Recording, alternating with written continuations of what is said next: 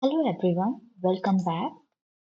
So, we are done with EBRS and today I am going to start a new topic. Generally, it's just a one day topic. It's not that it will be continuing for few days. And It's a very small topic and it is a part of new GL and we call it as document splitting.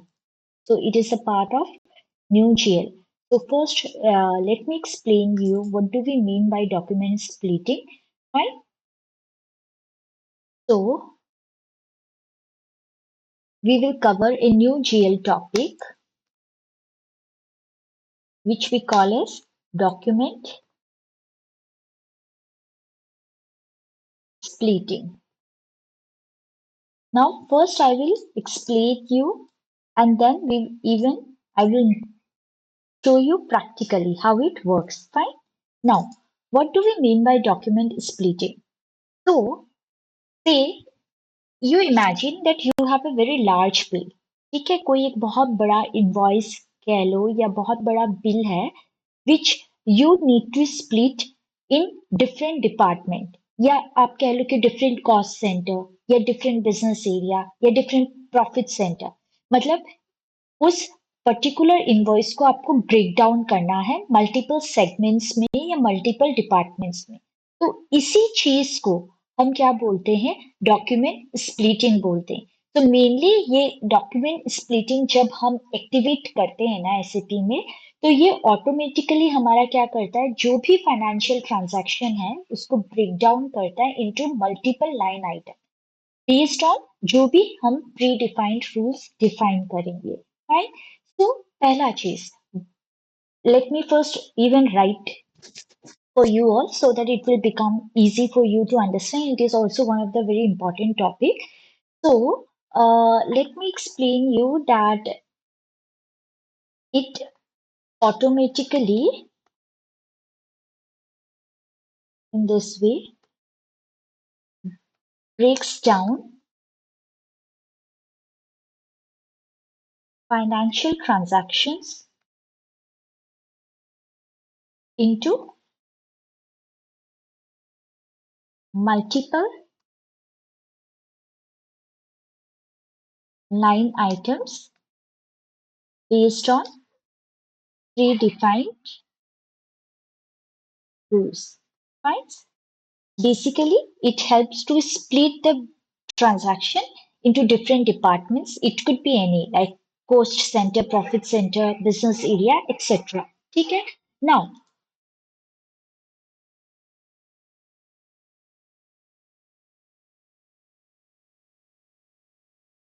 Now the next thing, why we need document splitting? ठीक है? हमें क्यों जरूरत पड़ती है document splitting की?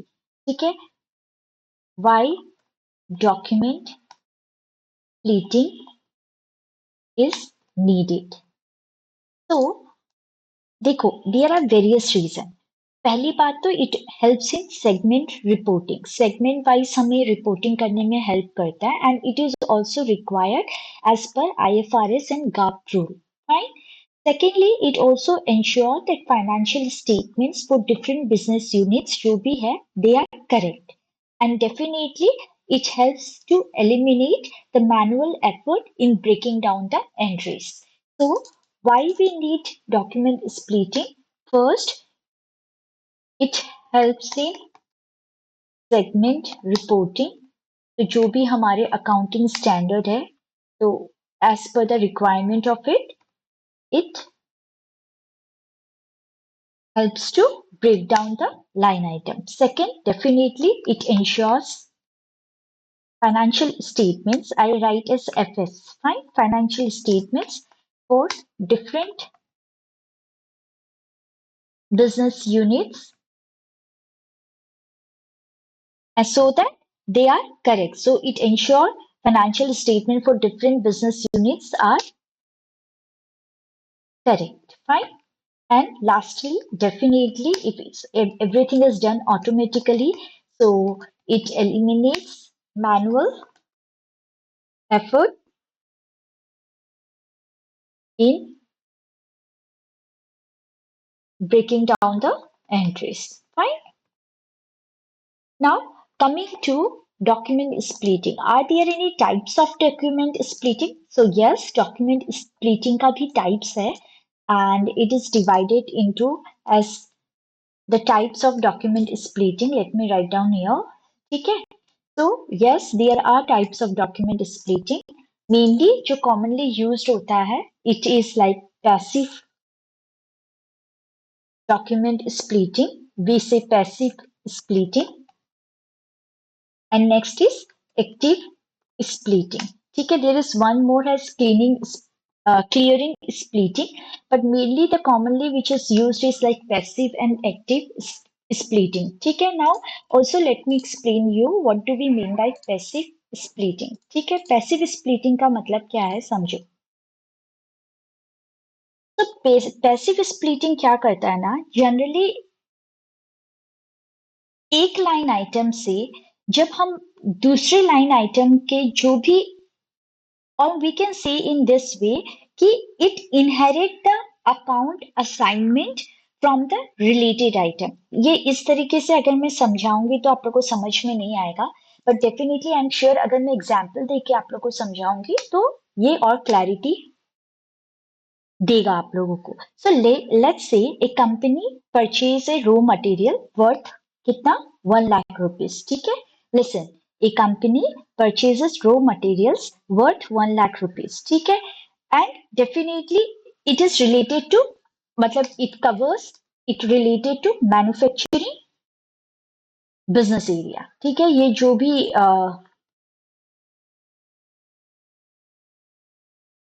Raw material purchase किया जा रहा है, it is for the manufacturing purpose. So mainly it is covered under the manufacturing business area. We can say ये बेसिकली एक तरीके का आप कह सकते हो ये सेगमेंट है. जैसे मैंने स्टार्टिंग में बताया था ना कि ये सेगमेंट या डिपार्टमेंट वाइज सेग्रीगेट करता है, तो आप ये समझ लो ये एक टाइप का हमारा सेगमेंट या डिपार्टमेंट है, which is what, manufacturing business area. ठीक है, so how SCP will record it in its system.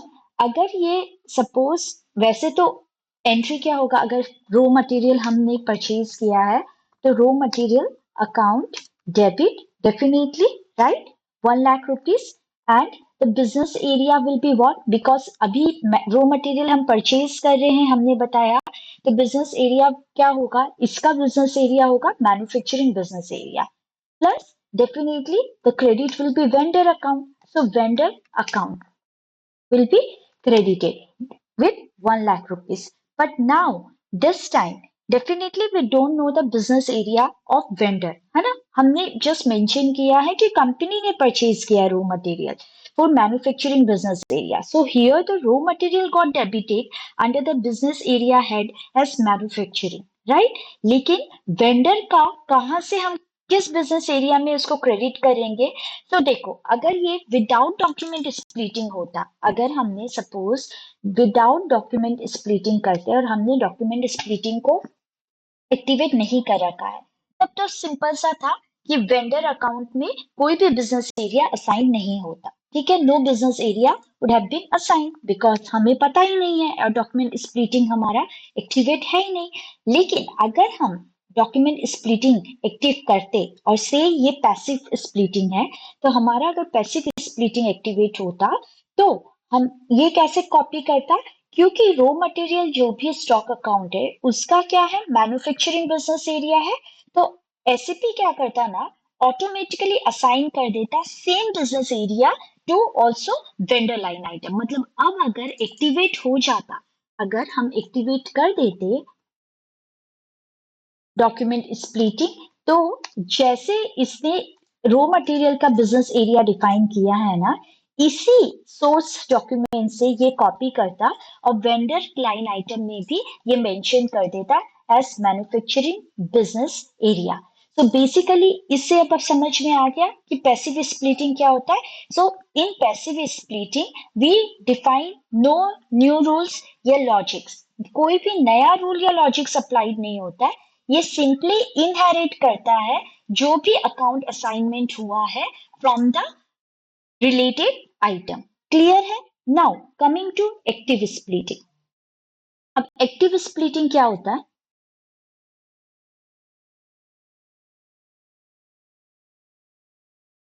अब एक्टिव स्प्लिटिंग भी पहले मैं एग्जांपल्स के तौर पे समझा देती हूँ, फिर आपके लिए इजी हो जाएगा समझने के लिए, ठीक है? अब से फॉर एग्जांपल इसमें भी यही चीज है एग्जांपल के तौर पे, है ना? But this time it is क्या? मैन्युफैक्चरिंग भी है एंड सर्विस बिजनेस एरिया, दोनों है, ठीक है? सर्विस बिजनेस एरियाज, ठीक है? Both manufacturing and service business area. अब समझो, एक कंपनी है, उन्होंने रिसीव किया इनवॉइस फ्रॉम ए सप्लायर, किसी सप्लायर से एक इनवॉइस उनको मिला and the invoice was related to electricity expense amounting to ₹50,000, ठीक है? So invoice was of electricity expense से रिलेटेड था एंड इनवॉइस का अमाउंट था 50,000। एंड ये यूजुअली यूजुअली दोनों ही चीज को कवर कर रहा है, मैन्युफैक्चरिंग को भी कवर कर रहा है, लेकिन मैन्युफैक्चरिंग का कितना परसेंटेज कवर कर रहा है? से 60% कवर कर रहा है, where as it is also covering service as well, जिसका वो कवर कर रहा है रिमेनिंग 40%, ठीक है? ये हो गया।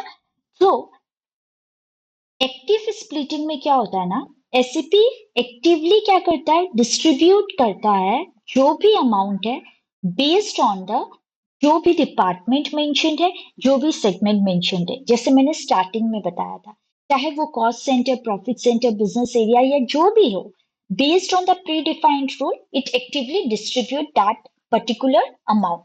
तो अगर अब इस सिचुएशन में अगर हमारा डॉक्यूमेंट स्प्लिटिंग से एक्टिवेट नहीं होता, तो हमारा सिंपल सा एंट्री क्या होता है? Electricity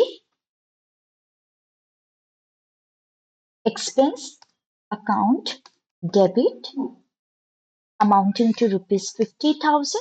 Definitely, because document splitting is not activated, तो business area हमारा blank होता अभी, ठीक है?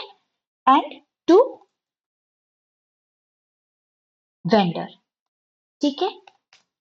50,000 बिजनेस एरिया ब्लैंक होता।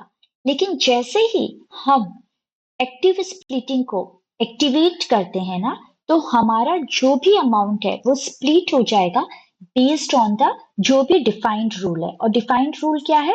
Based on the uses. जैसे मैन्युफैक्चरिंग में 60% यूज हुआ है हमारा इलेक्ट्रिसिटी, सर्विस में 40% यूज हुआ है। तो now once it got activated, that means कि the entry will be ruled as electricity expense. और मैन्युफैक्चरिंग है तो मैन्युफैक्चरिंग के लिए अलग से वो सेपरेटली शो करेगा, तो 60% of 50,000 will be 30,000 rupees, right? Second, वापस से वो सर्विस में डिवाइड करेगा, बिकॉज सर्विस का यूजेस हो रहा है 40%, right? That means 20% is divided, 20% is used or consumed in service area, right? And the remaining तो कुछ बचा नहीं, and finally the entry will be posted against 50,000 rupees, ठीक है? जहां पे दोनों ही चीज असाइंड हो रखा है, बोथ असाइंड। तो ये तब होता है जब हम एक्टिव स्प्लिटिंग को एक्टिवेट करते हैं। तो mainly in active splitting, SAP automatically split the expenses between manufacturing and service business area based on the predefined rule. Here the predefined rule was this percentage. Clear है? समझ में आ गया difference between passive splitting and active splitting. ठीक है? Now coming to practically, now we will see how it works. ठीक है? तो practically भी देखना जरूरी है। तो चलो पहले क्या करते हैं, we will open the SP account, ठीक है?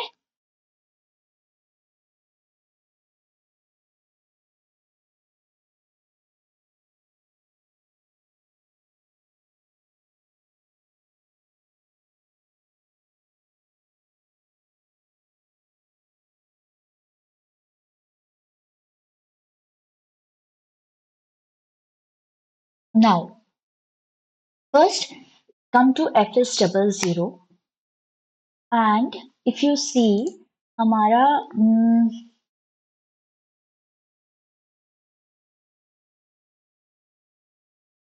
अकाउंट पेएबल दोनों है, मटेरियल है एंड सर्विस है, ठीक है। हमने सर्विस तो बहुत कम ही यूज किया है, right. If you say if I do as FB L3N and write as 2001 ZE89, execute it, no item. Okay, so now what we will do, अभी कोई वैसे आप चाहो तो 2000 भी यूज कर सकते हो, बट 2001 में हमने काफी कम पोस्टिंग की है, तो मैं 2001 ही लेती हूँ और क्या करती हूँ, एक वेंडर मास्टर क्रिएट करती हूँ, ठीक है। तो वेंडर मास्टर किससे होता है, SK01 से होता है, राइट। तो let's create a vendor master. आप एग्जिस्टिंग वेंडर में भी देख सकते हो, लेकिन क्योंकि मैं चाह रही हूँ कि मेरा जो अभी रिकॉन अकाउंट है वो 2001 में लेना चाह रही हूँ, तो मैं एक सेपरेटली नया वेंडर अकाउंट ही क्रिएट कर लेती हूँ, ठीक है। तो लेट्स क्रिएट इट। तो this will be like document splitting DS vendor, ठीक है, डॉक्यूमेंट स्प्लिटिंग वेंडर। एंड कुछ नहीं, ज्यादा कुछ हम फिल करेंगे नहीं, just press enter, enter, enter, enter. Recon हम 2001 दे देते हैं, ठीक है, एंड जस्ट प्रेस एंटर।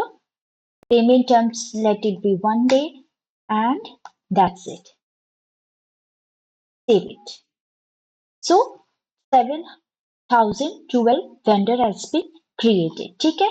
अब हम क्या करते हैं, चलो /n/fp60 करते। Before that let me check ON/n/OX03, जहां पे हम बिजनेस एरिया डिफाइंड करते हैं, राइट। तो हमने भी बिजनेस एरिया तो डिफाइंड किया था, आई डोंट रिमेम्बर, लेकिन कौन सा क्रिएट किया था, ZE manufacturing,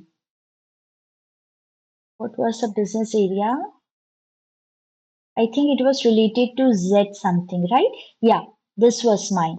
ZMAN and definitely ZSEV, है ना, ये मैंने क्रिएट किया था। तो ये बिजनेस एरिया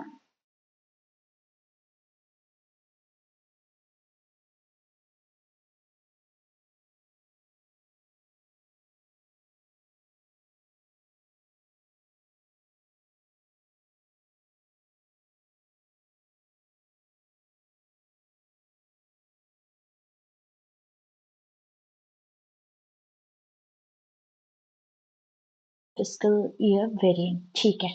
चलो, तो हम क्या करते हैं, वी पहली चीज हम FB60 में जाते हैं एंड वी पोस्ट 2 invoices, ठीक है। Now we are seeing an example जहां डॉक्यूमेंट स्प्लिटिंग का 7012 इज द वेंडर एंड हम क्या करते हैं, अभी 2 invoice हम पोस्ट करते हैं, एक है Z मैन्युफैक्चरिंग MAN और एक सर्विस, राइट, SCR। तो हम कितने अमाउंट का करते हैं, लेट्स से हम 4000 एंड इसमें 5000 का करते हैं, पहले अलग अलग करते हैं। तो ठीक है, कोई प्रॉब्लम नहीं है, चलो कर लेते हैं। आई थिंक 7012 ही है ना जो हमने अभी क्रिएट किया था। तो यस, डॉक्यूमेंट स्प्लिटिंग वेंडर, तो कर लेते हैं। तो come here and give us कौन कौन सा अमाउंट है, 4000 एंड 5000, ठीक है। सो 4000 इज फॉर मैन्युफैक्चरिंग। यहाँ पे आप वेंडर है तो वेंडर से रिलेटेड आप देखो, आप सेपरेट GL भी क्रिएट कर सकते हो as material GL and service GL, आप चाहो तो। लेकिन अभी तक हम लोग कैसे करते आ रहे हैं, जो भी एक्सपेंसेस चाहे वो क्रेडिट परचेज के तौर पे है, तो हम क्रेडिट परचेज पे ही कर लेते हैं, ठीक है। 4012 लेट इट बी, ठीक है। And here keep it as 4000, है ना। Press enter, press enter, and somewhere you have to give your manufacturing business area.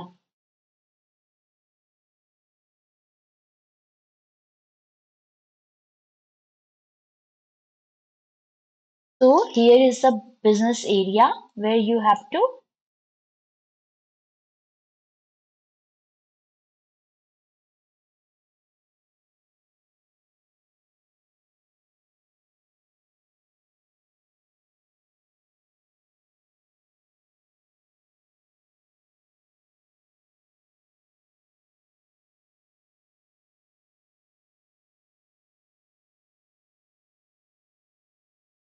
no, there will be a separate business area only.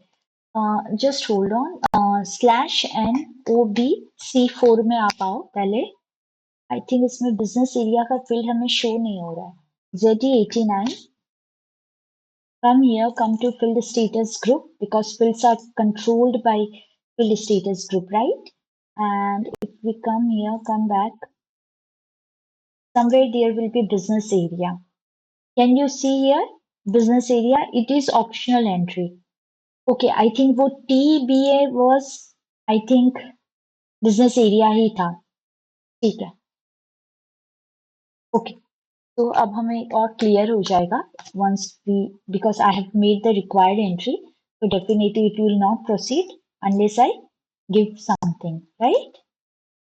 So 4,000, and here you give us 4,012, 4,000, press enter.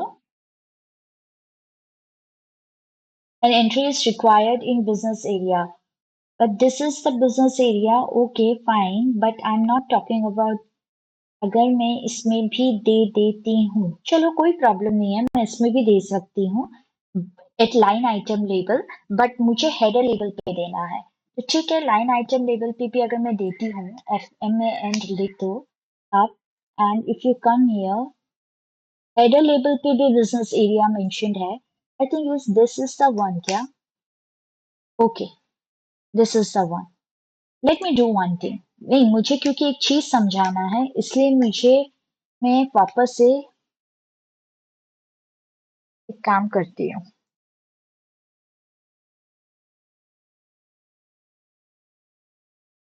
Business area एक header level पे भी है, एक line item level पे भी है, but मुझे line item में आप लोग को लेटर कुछ शो करना है, इसलिए मैं एक काम करती हूँ। I will, this is the business area, right? I will keep it as optional and just save it this time. ठीक है,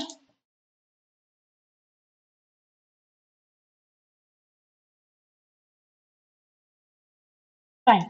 अब क्या करते हैं, FB60 करते हैं and come to again 7,012,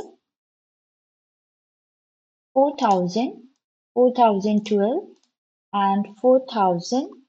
come to details, यहाँ पे आप मेंशन करो अपना business area which is ZMAN, just press enter, everything perfect, simulate, find purchase account debit and post it। ठीक है, पोस्ट हो चुका है and also we will post again with service business area this time। अभी manufacturing था, अभी service करेंगे, तो हमने अमाउंट सोच रखा है 5,000, right? So let's keep it as 5,000 itself, and here it will be 5,000। Details में आप आओ, come here as ZSER, or it was RD, something was that, right? ZSER, what was the business area?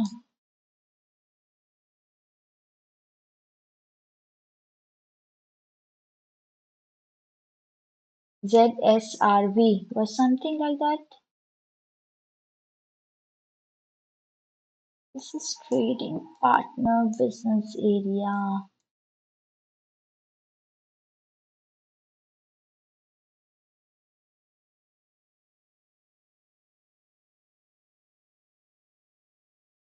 The trading partner business area and business area, I think. Session OB41, come to this.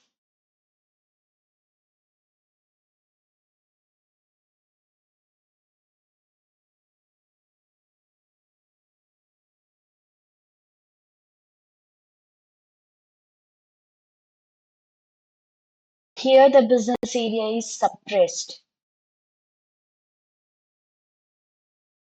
So now if I keep it as optional, and if I check it again, slash n FB60, come to 7,012,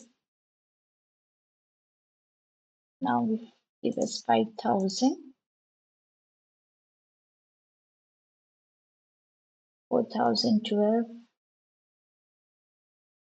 5,000, press enter and come to details. Yes, I'm talking about this business area. So I have made it because this is trading partner business area, and I was getting confused. कि Generally, the business area doesn't come as trading partner business area.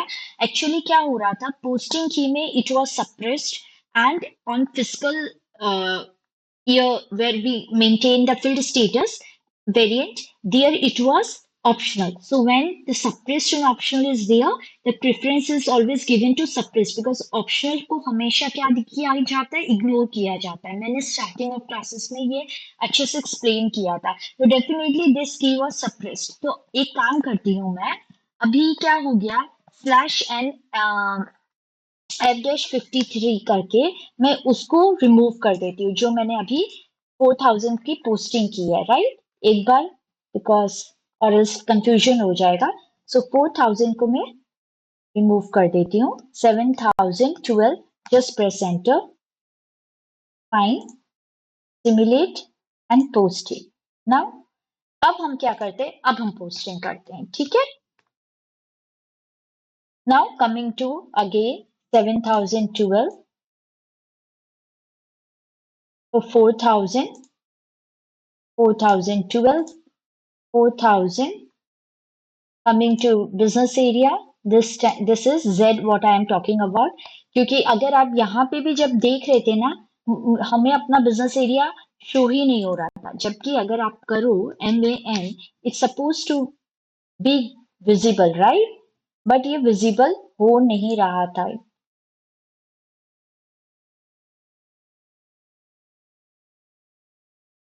I don't know what is the issue, but it's supposed to get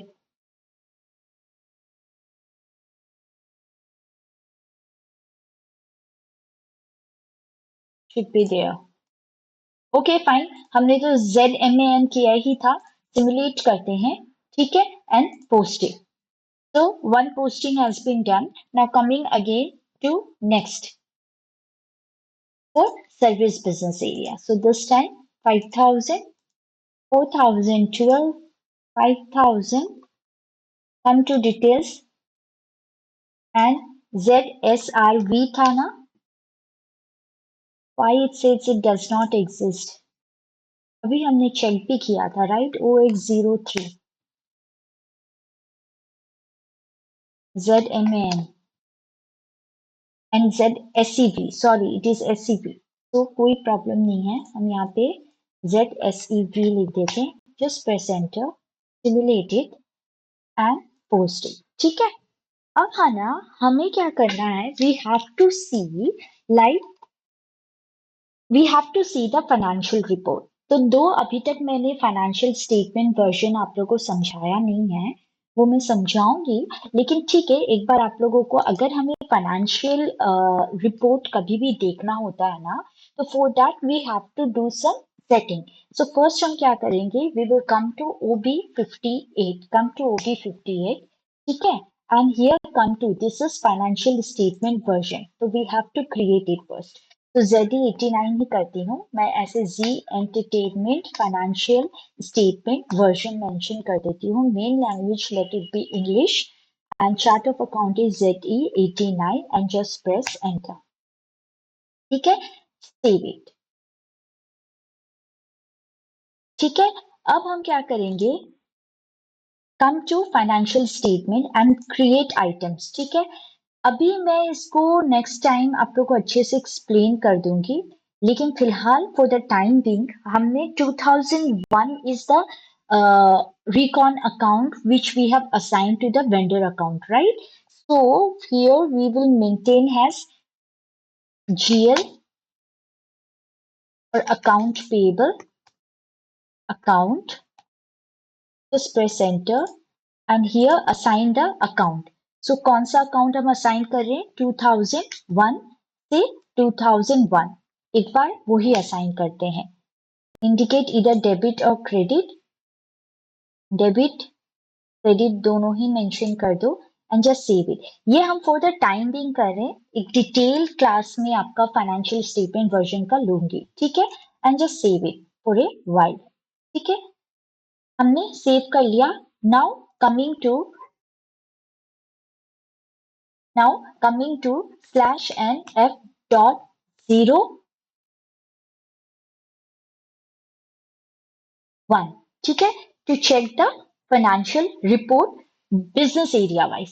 इसलिए हम उससे पहले हम financial statement version create करते हैं। ठीक है, चार्ट ऑफ अकाउंट आपका ये है, 2001 was your GL account, ZE89 keep it as here, business area आपका क्या है, ZMAN। ठीक है, एवरीथिंग लुक्स परफेक्ट, एग्जीक्यूटेड। आप देख रहे हो हमने 4000 का पोस्टिंग किया था, even in the financial report you can see the 4000 is been recorded. ठीक है, अब डेफिनेटली 5000 भी हम ऐसे ही देख लेते हैं वेदर रिकॉर्ड हुआ या नहीं हुआ।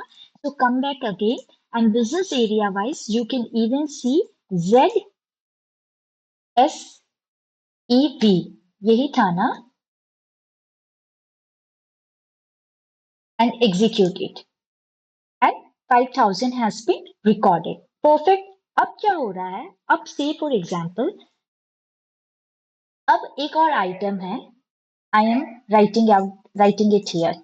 ठीक है, अब say for example 7000 का एक आइटम है जिसमें से 3500 हमारा रिकॉर्ड होना चाहिए, किसमें, ZMAN में, मैन्युफैक्चरिंग से, और 3500 हमारा आ रहा है सर्विस से, SEV, sorry, it was SEV, right? तो 3500 तो डेफिनेटली ये दोनों हमारे रिकॉर्ड होना चाहिए। तो 3500 हमारा यहाँ पे आ जाएगा, 3500 हमारा यहाँ पे आ जाएगा, राइट। एंड टोटल हमारा फिर कितना होना चाहिए, अगर मैन्युफैक्चरिंग का देखें तो टोटल शुड बी 7500, एंड अगर हम सर्विस का देखें it should be 8500। Perfect, we got. ये ऑलमोस्ट ये केस अभी जो मैंने बताया out of both splitting which is active and passive splitting, आप लोगों को क्या समझ आ रहा है, ये it is similar to this active splitting, क्योंकि इसमें भी यही हो रहा था, 50,000 में 60% मैन्युफैक्चरिंग का था, 40% सर्विस से आ रहा था, राइट। वैसे ही ये चीज हो रहा है, 7,000 का है बिजनेस एरियाज, लेकिन जिसमें मैन्युफैक्चरिंग का हो रहा है हमारा 3500 और ये हो रहा है 3500। ठीक है, it could be change also, it could be in different ratio also, 60:40, 70:30, कुछ भी रेशियो हो सकता है, मैं 50:50 लेके चल रही हूँ। ठीक है, सो डेफिनेटली अब पहले हम पोस्टिंग करेंगे इस इनवॉइस का, और साथ में ये रिकॉर्ड भी होना चाहिए हमारा, तो चलो चेक कर लेते हैं। तो what we will do, we will come to /NFD60। ठीक है, अब क्या हो रहा है, अब देखना ध्यान से, वेंडर है हमारा 7012, है ना, अमाउंट कितना हो रहा है हमारा, अमाउंट है हमारा 7000 रुपीज। अब आप लोग को पता है हेडर आइटम में, हेडर में तो हम सिर्फ एक ही बिजनेस एरिया मेंशन कर सकते हैं। अब यहाँ पे मैन्युफैक्चरिंग भी है, सर्विस भी है, तो हम ये लाइन आइटम में ही मेंशन करेंगे, बिकॉज लाइन आइटम में ही हमारा ऑप्शन होता है जहाँ पे मल्टीपल हम मेंशन कर सकते हैं बिजनेस एरिया। तो फाइन, हम एक काम करते, 4012 लिख देते, और एक और कोई एक एक्सपेंस ले लो, से 4000 में रेंट ले लेती हूँ। आप चाहो तो आप खुद एक मटेरियल और सर्विस का जीएल नया क्रिएट कर सकते हो, ये आपके ऊपर है। ठीक है, 3500, ठीक है, और यहाँ पे हम बिजनेस एरिया, क्योंकि हमारे पास तो लाइन आइटम में ही ऑप्शन होता है, तो हम यहाँ पे लिखेंगे ZMAN और यहाँ पे ZSEV, राइट, दोनों हम मेंशन कर दिए, service and manufacture. Just press enter. अब डेफिनेटली हम जब ये पोस्टिंग कर रहे हैं तो ये रिकॉर्ड होना चाहिए, ये आप शो देख ही रहे हो, just posting. Now coming to this report, तो डेफिनेटली अब उस हिसाब से हमारा यहाँ पे टोटल क्या आना चाहिए, 7500 एंड 8500, क्योंकि हमने बिजनेस एरिया वाइज स्प्लिट करके ही पोस्टिंग किया है। तो चलो चेक करते हैं। तो फर्स्ट चलो मैन्युफैक्चरिंग का देख लेते हैं, MAN, तो हमारा होना चाहिए 7500, बट ये रिकॉर्ड नहीं हुआ, 4000 ही शो हो रहा है, मतलब ठीक है, चलो एक बार सर्विस भी देख लेते हैं फिर आगे बढ़ते हैं। ठीक है, और एक बार ZSEV कर लेते हैं एंड एग्जीक्यूट करते हैं, एंड यहाँ पे भी देखिए तो रिकॉर्ड नहीं हुआ। तो बेसिकली क्या हुआ कि जो भी हमने लाइन आइटम में मेंशन किया था वो लाइन आइटम हमारा स्प्लिट नहीं हुआ, एंड स्प्लिट नहीं होने का रीजन क्या है, डेफिनेटली जैसे मैंने आप लोगों को यहाँ पे बताया था कि अगर डॉक्यूमेंट स्प्लिटिंग नहीं होता एक्टिवेट तो वो पूरा का पूरा अमाउंट रिकॉर्ड कर देता है, वो स्प्लिट नहीं कर पाएगा, उसको नहीं समझ आएगा कि उसको कैटेगराइज करना है डिफरेंट सेगमेंट में। इसलिए जरूरी क्या हो जाती है, डॉक्यूमेंट स्प्लिटिंग को एक्टिवेट करना। तो अब हम क्या करेंगे, डॉक्यूमेंट स्प्लिटिंग को एक्टिवेट करेंगे। So for activating document splitting, there are few of the configurations, mandatory configurations which we have to do. ठीक है, first come to /n sm30. You can even follow the path or you can even follow the transaction code. यहाँ पे आप लिखना v underscore t8g17 and just maintain it. It will ask you for your chart of account. And here you have to classify your GL जिसका document splitting हमें करना है। तो फिलहाल तो हम दो ही GL यूज कर रहे, 4012 एंड 4000, लेकिन मैं पूरा ही मेंशन कर देती हूँ। रियल टाइम में आप वो ही करना जिसका एक्चुअल में आपको स्प्लिटिंग चाहिए। ठीक है, so here what I will do, या एक काम करते हैं, मैं सिर्फ दो ही GL यूज कर रही हूँ, राइट, 4000 एंड 4012, राइट। तो बेटर है कि मैं 4000 से 4999, क्योंकि ये दोनों ही हमारा ये 4000 to 4999 is the range which is maintained for the expense GL। Clear है, हम अकाउंट ग्रुप में मेंटेन कर रहे थे। तो आप चाहो तो या तो सिर्फ यही मेंशन कर सकते हो और यहाँ से आप एक्सपेंस का कैटेगरी चूज कर सकते हो। This is the expense category which you can choose. ठीक है, या अगर आप चाहो तो आप पूरा GL भी मेंटेन कर सकते हो, जैसे कि 1000 से 1999 इज असेट, राइट। तो आप यहाँ से 1999 कर दो, यहाँ पे आप आओ, यहाँ से आप सेलेक्ट कर लो असेट। ठीक है, यहाँ पे असेट या तो ये सेलेक्ट कर लो, ठीक है, या तो हाँ ये सेलेक्ट कर लो। ठीक है, and 2000 to 2999 is our liability. ठीक है, तो लाइबिलिटी का कुछ था क्या, यहाँ पे लाइबिलिटी का कुछ नहीं है, बट देखा जाए तो liability is the part of balance sheet only. आप बैलेंस शीट सेलेक्ट कर लो। ठीक है, एंड 3000 टू 3999, ठीक है, ये this is the part of revenue. So revenue का हमारा ये रहा, तो ये सेलेक्ट कर लो। वैसे तो हमें काम सिर्फ इसी से है, बिकॉज हमें डॉक्यूमेंट स्प्लिटिंग जो करना है, हमने पोस्ट तो इसके अगेंस्ट ही किया था GL का, लेकिन मैंने पूरा ही लिख दिया। ठीक है, now save it. So we have defined it. Now the next thing is that come to /n sm30 again, हम already इसी में हैं। अब आप FAGL and just write as split underscore FLD, ठीक है, and just maintain it. Maintain मतलब ये जनरली हमें इसमें कुछ करना नहीं होता, ये आपको यही बता रहा है कि आप कौन से क्लासिफिकेशन में मेंटेन करना चाहते हो, या आपका कौन सा सेगमेंट है, या कौन सा बिजनेस एरिया है ना। तो ऑलरेडी ये दिया हुआ है, business area, profit centre, segment, हमारा तो बिजनेस एरिया है। और वैसे भी बहुत सारे ऑप्शन है जहाँ पे आप कैटेगराइजेशन कर सकते हो, तो हमें कुछ करने की जरूरत नहीं है, ऑटोमेटिकली हमारा बिजनेस एरिया में ही सेग्रीगेशन है, तो हम यही करेंगे। अगर आपको कुछ नया करना है तो हम न्यू एंट्रीज जाके अपना पर्टिकुलर सेगमेंट चूज कर लेना और वो सेव कर लेना। ठीक है, वी विल, हम लोग इसको कुछ नहीं करेंगे बिकॉज हमारा ऑलरेडी प्रीफिल्ड है बिजनेस एरिया। ठीक है, now we have to activate our, what we have to do, we have to activate the document splitting. So activating the document splitting now.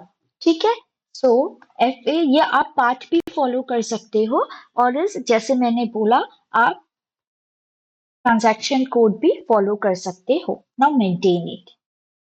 Now, before activating it from here, come here and first you select your company code, क्योंकि जब तक हम activate नहीं करते हैं वो हमारा क्या होता है, या तो डीएक्टिवेट रहता है। ऑलरेडी देखो, वैसे तो यहाँ पे अगर ये चेक मार्क होता, वैसे है नहीं, बट अगर होता तो आप इसको अनचेक करते एंड फिर इसको सेव करते। ठीक है, एंड देन आप आके मतलब अपना जो कंपनी कोड है उसको फिर यहाँ से एक्टिवेट करते। तो एक चीज तो आप लोग को समझ में आ गया कि अगर आपको एक्टिवेट करना है डॉक्यूमेंट स्प्लिटिंग, तो डॉक्यूमेंट स्प्लिटिंग हमेशा क्लाइंट लेवल एक्टिवेट होता है। अगर आप देखो यहाँ पे कोई कंपनी कोड हमसे पूछा था, यहाँ पे जब हमने किया था कोई कंपनी कोड हमसे नहीं पूछा। दैट मीन्स कि अब आपने एक्टिवेट कर दिया ना, तो अब आप कुछ भी एंट्री करो डॉक्यूमेंट स्प्लिटिंग एक्टिवेट बताएगा। इसलिए हमेशा मेक इट श्योर कि जब आप प्रैक्टिस कर लो तो बाद में वापस आके इसको रिमूव कर देना check mark, so that further आपकी एंट्रीज में कोई प्रॉब्लम ना आए। पहली चीज। दूसरी चीज, अगर सपोज फॉर एग्जांपल मेरी सब्सिडरी कंपनी है, DI 89 भी उसमें से है, राइट? अगर आप लोगों को सपोज मुझे है ना डॉक्यूमेंट स्प्लिटिंग एक्टिवेट होता है क्लाइंट लेवल पे, क्लियर है? वो मैंने अभी बताया। मैं चाहती हूँ मेरे सपोज बहुत सारे, सपोज 10 15 मेरे सब्सिडरी कंपनीज क्रिएटेड है अंडर द SL वर्ल्ड, जिसमें से एक जी एंटरटेनमेंट है, डिश टीवी है। मैं चाहती हूँ डिश टीवी के लिए ये एक्टिवेट ना हो, तो मैं कंपनी कोड वाइज डीएक्टिवेट कर सकती हूँ। अगर आप यहाँ आओ और यहाँ पे इनएक्टिव कर दो, तो जो अब रूल जो मेरा जी एंटरटेनमेंट में या बाकी और भी अगर मैंने कोई क्रिएट किया होता है एसएल ग्रुप के अंदर कोई और सब्सिडरी कंपनी, तो उसमें वो रूल्स एप्लीकेबल होता है, लेकिन बस ये डिश टीवी में एप्लीकेबल नहीं होता। तो अगर कोई पूछे कि क्या डॉक्यूमेंट जो भी स्प्लिटिंग है वो हमारा क्लाइंट लेवल सेटिंग है या कंपनी कोड लेवल सेटिंग, तो फर्स्ट आप बोलोगे क्लाइंट लेवल सेटिंग। फिर अगर कोई पूछता है कि क्या आप उसको कंपनी कोड वाइज भी रेस्ट्रिक्ट कर सकते हो, तो yes, you can deactivate your document splitting company code wise. There is an option of inactive, आप जितने कंपनीज आपको इनएक्टिव करने हैं आप कर सकते हो, and then it will work. ठीक है, क्लियर है? So that's it. इस नाउ सेव इट। सो हमारा document splitting, define the commitment item, document splitting data not say, that's okay.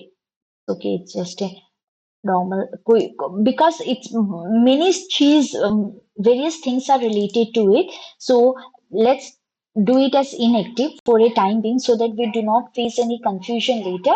but अगर कोई पूछे कि कंपनी कोड वाइज क्या आप चेंज कर सकते हो, यस आप बिल्कुल कर सकते हो, ठीक है। But I don't think so it will even make any like change, कुछ प्रॉब्लम नहीं आना चाहिए। Let's see, we will see how it works, ठीक है।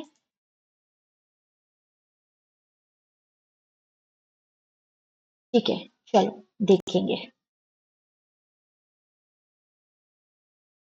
कम बैक, ठीक है। आई थिंक, चलो चेक करेंगे। अब क्या है, हम है ना क्या कर सकते हैं, कम टू FBL3N, ठीक है। And now coming to,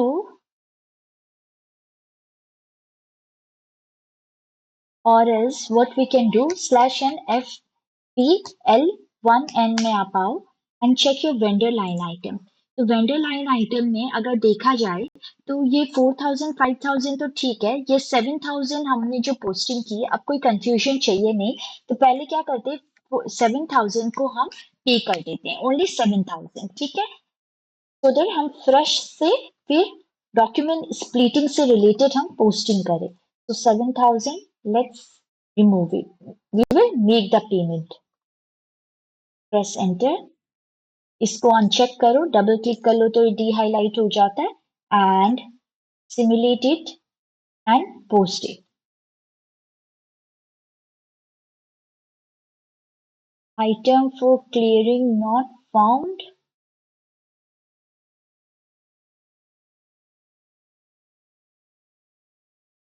just hold on.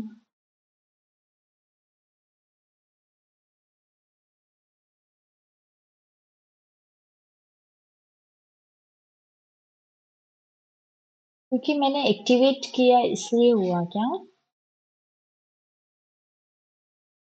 Just hold on.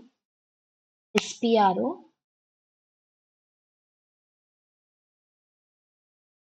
Activate document splitting.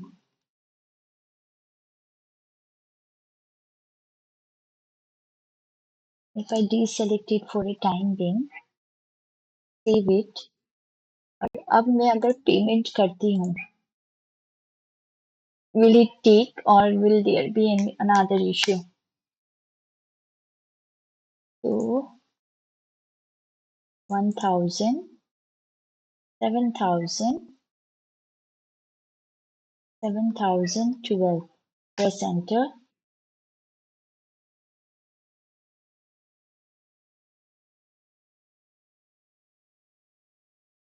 So now it is done because it was activated इसलिए ठीक है. अब हम activate कर लेते हैं. And now what we will do next, we will post a invoice. अब हम post करते हैं. अब activate कर लिया हमने. अब FP60 करते हैं. चलो. And this time we try to post the invoice. ठीक है. 3500, 3500. तो same वही करेंगे. या एक काम करते, आप कंफ्यूज ना हो, मैं यहाँ पे 8000 ले लेती हूँ या 9000 ले लेती हूँ, क्योंकि फिर ऐसा ना हो कि आप अभी मैंने एक 47,000 का पेमेंट किया हो और आप लोगों को लगा कि पता नहीं पेमेंट हुआ होगा या नहीं हुआ होगा. तो चलो कोई प्रॉब्लम नहीं है, मैं शो भी कर देती हूँ. अब इस यहाँ पे 4500 ले लेते हैं. तो देख थोड़ा सा ये डिफरेंट हो जाए कैलकुलेशन, रिपीटेड कैलकुलेशन ना हो. और यहाँ पे अब आपका शो होगा 8500 और यहाँ पे शो होगा हमारा 9500. फाइन, चलो करते हैं. तो यहाँ पे अब मैंने ले लिया था 9000, राइट. अब यहाँ पे GL 4012 और एक 4000 ले लो. And here you will keep as 4500 and 4500. और अब अगर मैं यहाँ पे बिजनेस एरिया मेंशन करती हूँ separately as ZMAN and ZSEV and just press enter and simulate it and now post it. Post तो हो गई है. अब अगर हम चेक करते हैं इधर, तो कम बैक अगेन. तो अब हमने डॉक्यूमेंट स्प्लिटिंग को तो एक्टिवेट कर लिया है. तो चेक करते हैं. अब आप देख रहे हो वो हमारा जो आइटम था which is 4500 is added now. That means अब जो भी लाइन आइटम में हमने मेंशन किया था वो उस चीज को समझ रहा है और उसके अकॉर्डिंग वो उसको स्प्लिट कर रहा है based on the defined segment और डिफाइंड कैटेगरी. क्लियर है. तो ये 8500 हो गया because we have activated the document splitting segment wise. और अगर यही चीज मुझे सर्विस का देखना है तो ZSEV करते हैं और एग्जीक्यूट करते हैं. And can you see here it is 9500. And अगर आपको चेक भी करना है तो आप डिस्प्ले में आप आओ. तो ये तो हमारा नॉर्मल व्यू है जो जनरली हम यही व्यू देखते हैं. ठीक है. Which we call as normal view.